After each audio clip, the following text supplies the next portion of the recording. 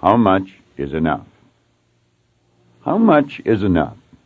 Earl Nightingale said, most people think they want more money than they really do, and they settle for a lot less than they could get. For you to get this prosperity concept into high gear, you must be specific. Exactly how much money do you want? Remember, you are working with your subconscious mind, and the subconscious does not think. It merely accepts images and then moves them into form. So for you to say, I want lots of money, isn't good enough, because no one, least of all the subconscious mind, knows how much lots of is. I strongly recommend that you get very serious about this chapter, because the idea it contains could literally change your life. But understand that thinking by itself is not enough. You must move into action. There are certain things you must do, and the first one is to decide how much money you want. For you to answer this question, it would probably be a good idea for you to decide what you want the money for.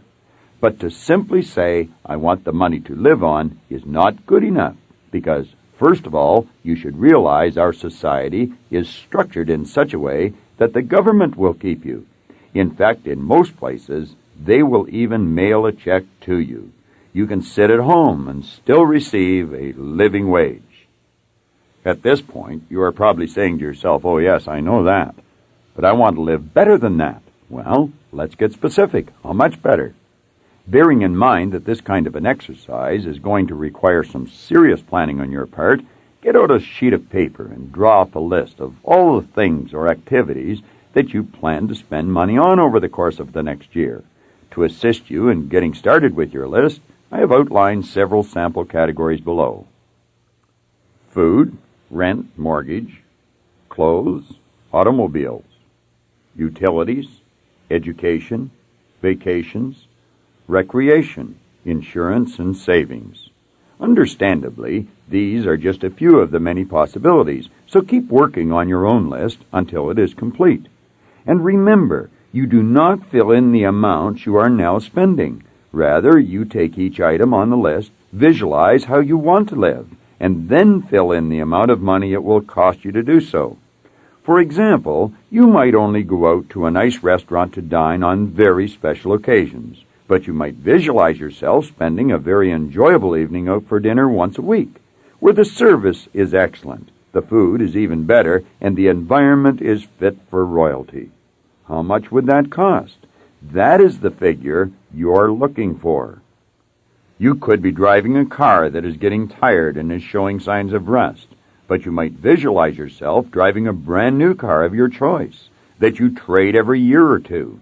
How much would that cost? Remember, you do not have a contract to live forever, nor is this a practice run. This is your life, and you should be enjoying it to the fullest extent humanly possible. Therefore, you should have the amount of money you need to provide the things you want, to live the way you choose to live. Let me caution you. It would not be unusual for your mind to be playing tricks on you at this point, and you could be thinking, this is really crazy. I'm never going to have the money to live the way this book suggests. I want to remind you, however, that there are many people who do have enough money to live the way this book suggests, and they weren't born with it, and no one left it to them. They were born rich in the sense of having the God-given potential to succeed. Everyone is. But like most people, they were at one time short of money. Understand that you too can succeed, and you will, if you will only do as this book suggests. As I am writing this, I feel compelled to digress for a few lines, to remind you that you have great resources of talent and ability locked up within you, just waiting to be expressed. In this vein, I can vividly recall listening to a tape a number of years ago that Earl Nightingale made on attitude. I must have listened to that tape literally hundreds of times, and there was a part on it where he said, "Now right here we come to a rather strange fact. We tend to minimize the things we can do, the goals we can accomplish, and yet, for some equally strange reason, we think others can do things that we cannot. Earl went on to say, I want you to know that that is not true. You do have deep reservoirs of talent and ability within you, and you can have the things you want. I wouldn't even want to speculate on how many times I heard that section without really understanding what he meant. And then one day I heard it, and every cell in my brain seemed to resonate with the truth of what he said. I suddenly realized what he was driving at, and I knew deep down inside of me that if they can do it, so can I, if I am willing to pay the price. Please understand, you too can do it, because what Earl had to say is as true of you as it was of me. But part of the price for you is to figure out how much is enough. So don't just pull a figure out of the sky. Do it right, because when you're finished, you will be glad you did. Moreover, this exercise will also help you to develop a more disciplined mind. At this point, you might be thinking this section doesn't even concern you, because you are already too deeply in debt to start accumulating a sizable amount of money. But you will be happy to know we have a great idea which will help you deal with that problem as well. Furthermore, you will be delighted to know that in many situations, and yours may be one of them, a person can become wealthy even if he or she never earns any more money than they are earning currently. That thought alone should give you the encouragement you need to continue reading. By now, you should have completed your list and arrived at a figure. So take pen to paper and write that number down in big, bold figures. Now, clear your mind of that idea and move on with me to another very important idea. Realize that although this idea might not apply specifically to you, at least at the present time, it certainly will apply to many readers. Moreover, even if it does not apply to your particular situation, it is worth thinking through anyway, because you certainly have many friends and associates it does apply to, and you will be able to share it with them. I am going to explain this idea to you as if you were a married person with a family to support, and you are either the sole breadwinner or an important contributor. Now, one of the principal reasons for wanting the amount of money you desire is to provide for your family, and not just in an adequate manner. After all, you want them to live life to its fullest. Realize, therefore, that as long as you live and are able to follow the plan outlined in this book, you will be able to do as you want with respect to your family. However, if you really stop and think about it, you will very likely agree that you would want your family to live the good life even if you were suddenly removed from the picture, wouldn't you? Jokingly, you might say, no, who cares if I'm gone? But this is not a joking matter. This is a very serious matter. Of course you care. I know it, and so do you. Now, if you're alive and healthy, you will create this wealth for your estate.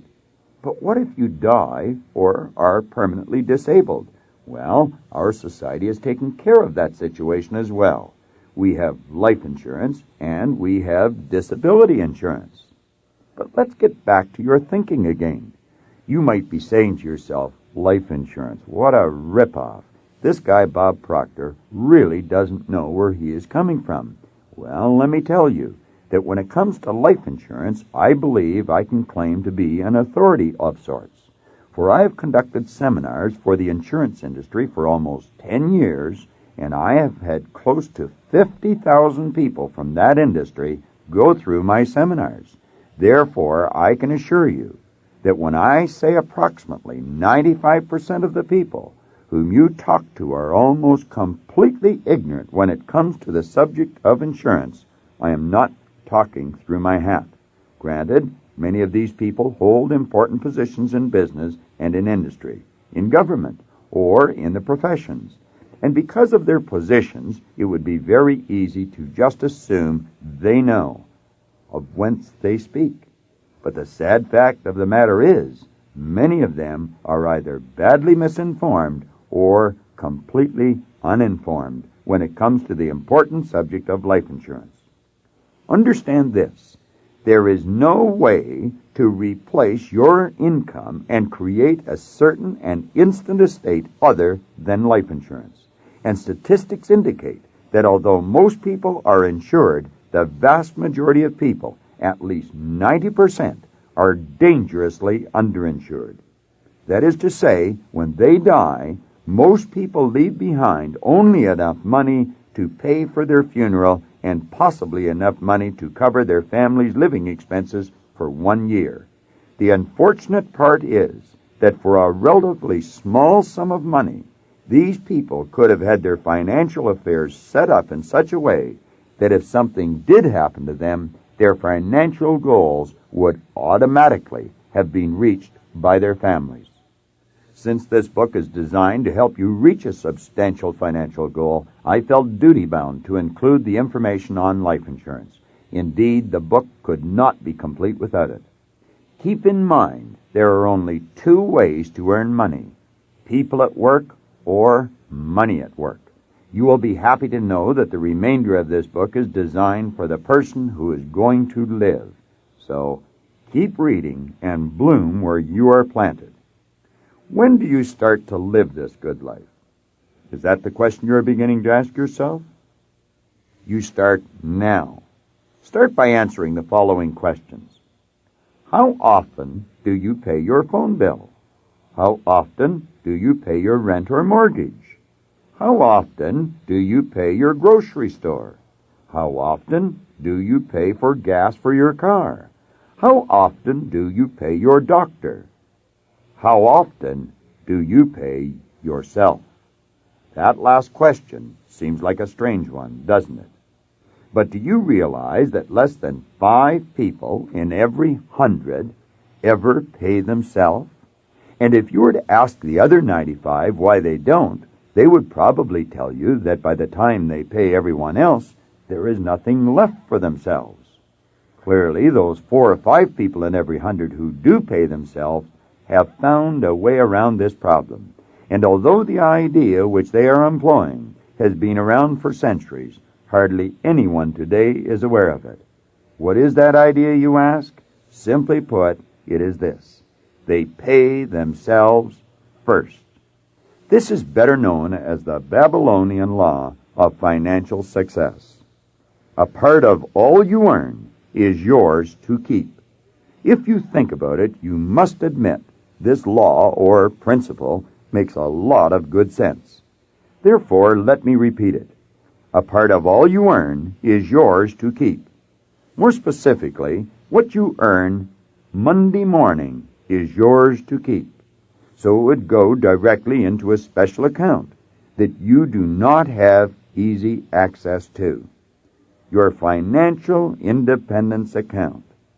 What you earn on Monday morning probably represents 10% of your income. Therefore, you should pay yourself at least that 10%, right off the top. Example, not after everyone else has been paid. From your financial independence account, you first pay your insurance premium, because that instrument creates your instant estate. The remainder of the money then goes into savings, until such a time as you have accumulated enough capital to make a wise investment. Remember, you do not touch this account or the interest it will yield. Therefore, within a very short period of time, you will witness sufficient progress to gain the motivation and inspiration which you need to continue.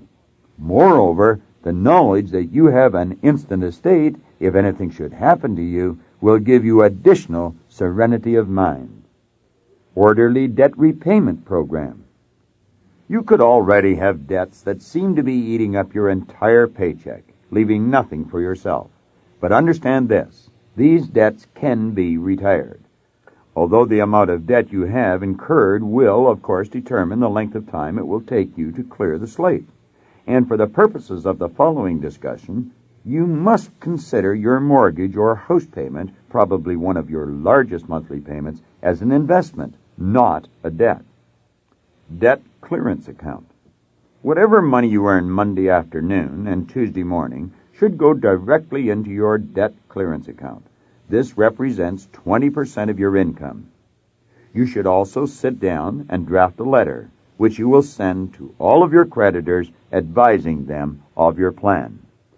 However, Before you mail the letter, you should first draw up a list of your creditors to determine what proportion of this 20% each of them would receive. It could conceivably be more money than they are presently receiving, or it could be less. But whichever way it works out, that will be the sum of money they will each receive. Nevertheless, whatever sum they do receive, they will receive it regularly on the stipulated dates. The following is a sample letter you could use as a guide in drafting your own letter. Dear whomever, as you know, I am in debt to you for X number of dollars, and I intend to pay you in full plus interest. In order to achieve this goal, I have been devising a plan during the past few days to put myself in a stable financial position. To this end, I have opened a debt clearance account, and 20% of my income is going directly into that account. That will enable me to have sufficient resources to live on without worry or stress, and it will prevent me from falling further into debt. Each week or month, you will receive a check for X number of dollars from my DCA until my account with you is clear. I am aware that this is not the figure I had previously agreed to pay you, but I am sure you will be understanding and appreciate what I am doing. If you have any questions, please feel free to contact me. I am quite excited about my new plans, and if you would like to have me review them with you so that you might help others who are in your debt, I would be pleased to do so. Thank you in advance for your kind cooperation. Have a wonderful day. Sincerely, John Doe. Understand that your letter to your creditor is a statement of fact and not a request. It is you who are in charge of your finances, not your creditors. Be sure to have your letters neatly typed and enclose your first new payment with your covering letter. Realize there is an outside chance that some unreasonable person will not want to cooperate with you. They might even go so far as to phone you and attempt to intimidate you with threats of taking you to court, etc. But please hold your ground, because there is no court in the country that would not congratulate you when you explain your entire plan for financial independence. Moreover, you will find that 95% of the people whom you write to will be most cooperative. Now give yourself a good pat on the back, because as of this moment, you are well on your way to starting a completely new way of life. Let's briefly review what you have accomplished thus far. 1. You have an instant estate if anything should happen to you. 2. You have a savings account. 3. You are paying yourself. 4. You have an orderly debt repayment program. 5. You have 70% of your income to live on, to run the house, and for entertainment. 6. Your mind is clear to carry on with the big ideas coming your way in the remainder of this book. From this moment on, never think debt again. Remember that has all been taken care of. So just focus on your savings account and watch it grow. Repeat, I am wealthy. Money is good. I use money and I love people. Metaphorically speaking, getting your present finances in order is very similar to having your automobile tuned up for a journey which you are about to take. Realize, therefore, that as of this moment, you are tuned up for your journey. And although you might only be earning XX number of dollars per year presently, you must see yourself on the screen of your mind already earning the new annual income which you have calculated you need to buy the things you want in order to live the way you choose to live. If you are seriously interested in becoming financially independent and you have not yet acted on the preceding ideas, I would strongly recommend you do so now, or to continue on to the next chapter without having done so would be comparable to leaving on your journey with your car firing on only half its cylinders. You can be almost certain that your automobile will break down, preventing you from reaching your desired destination. But by making certain that everything is properly tuned up, you can relax and adopt a calm, serene attitude, knowing that you will get to your destination, and you will certainly be able to enjoy the scenery along the way. If you find that the task of getting your financial world in good order for this exciting journey is something which you are not able to do alone, I would strongly suggest you seek out professional assistance. This is something that almost all wealthy people do. That is to say, wealthy individuals follow the advice of financial experts. It is similar in principle to the idea that if a person's body were sick, he or she would likely seek out a skilled physician for advice. Moreover, you should also keep in mind that even healthy people, if they are wise, periodically go to a doctor for checkup. In other words, you do not always need to get sick in order to get better. It has already been brought to your attention that very few people ever develop real expertise in the area of serious financial planning. Therefore, you should seek out a competent financial counselor. In much the same manner as you would seek out assistance in matters of a legal nature, there are companies that provide this type of financial service in every city. In some places, they are not too easy to find, but they are there if you will only look for them. I had the pleasure of being instrumental in the startup of such a company in the city of Toronto, Canada, in 1979. The name of the company is the McCrary Group. Today, the company has almost 5,000 happy clients who are well on their way to financial independence. The McCrary Group makes all its clients very aware of an interesting financial fact, which I would like to share with you at this time. This fact is, people fall into three distinct categories with respect to finances. 1, deficit position, in debt. 2, break-even position, just getting by, but debt-free. 3, surplus position. It would be very easy to trick oneself into believing that if one were in category 1 or 2, all one must do is earn more money, and then one would automatically graduate into the third category. But of course, that is not necessarily true. For if a person is in a deficit financial position, it means they are in the habit of spending more money than they earn. Similarly, if they are in a break-even position, they are in the habit of spending everything they earn. Since we are all creatures of habit, it follows that earning more money would not necessarily change our overall financial position. It is therefore vitally important that when you decide how much is enough, you also design a new financial plan, or have one designed for you, which will force you to discipline yourself at least for a month or two, until you form the new habit of living by the new plan.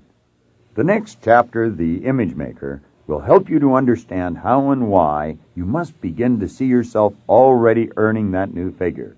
But for the time being, just bear in mind that as your income increases, the 10% you are saving increases, and the 20% that is going into your DCA increases, which means that you will be able to retire your debts faster.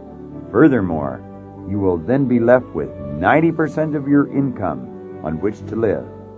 I can see you getting excited about this idea already. I hope you enjoyed this video. We put a lot of good information up here, and it causes everything in your life to get better. If you'd like us to notify you every time we put a new video up, hit subscribe and then turn on notifications. Check out all our videos, and we will notify you when we put a new one up.